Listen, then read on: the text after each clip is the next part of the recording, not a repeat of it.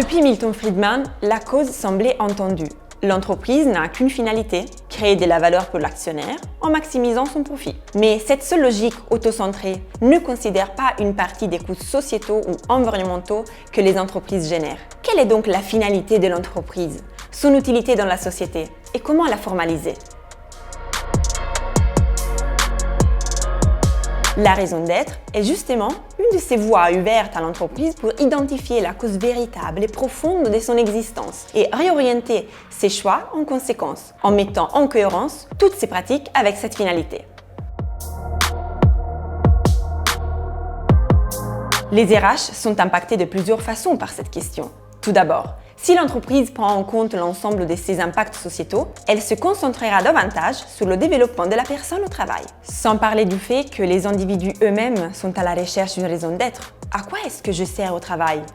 Quel est le sens de mon travail? Cela devient un élément central dans le choix de l'employeur et la crise sanitaire a encore renforcé cette aspiration. Enfin, le fait de se repenser en lien avec ce qui se joue dans la société permet à l'entreprise d'être porteuse d'une conscience collective. Or, nous sommes désormais passés à une société d'individus isolés. Qu'est-ce qui fait que nous faisons collectif?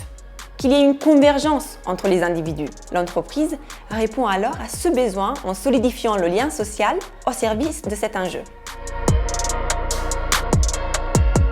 Pour formaliser une raison d'être, il faut surtout éviter plusieurs écueils. En rester à une approche logique, ne relevant que du rationnel. Confondre métier et raison d'être. Le Cercle du Soleil a pour métier la création, la diffusion des œuvres artistiques, tandis que sa mission est d'invoquer l'imaginaire, provoquer l'essence et l'émotion. Limiter la raison d'être à un slogan. Rester flou et large, sans passer par un message précis. La démarche devra associer l'ensemble des salariés dans un exercice de créativité qui sera amené à partir d'une question.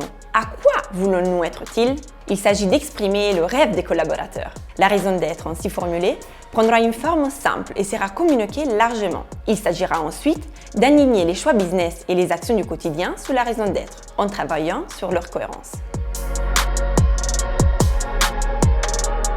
Identité RH a accompagné la nouvelle entité Accor Invest, séparée du groupe Accor Hotel, à interroger son identité et formaliser sa raison d'être. Nous avons posé les bases de la démarche en clarifiant d'abord les deux métiers principaux, l'immobilier et l'exploitation des hôtels. À partir de là, nous avons formalisé la mission de cette nouvelle organisation, construire ensemble des lieux et des moments de bien-être et de lien social pour tous.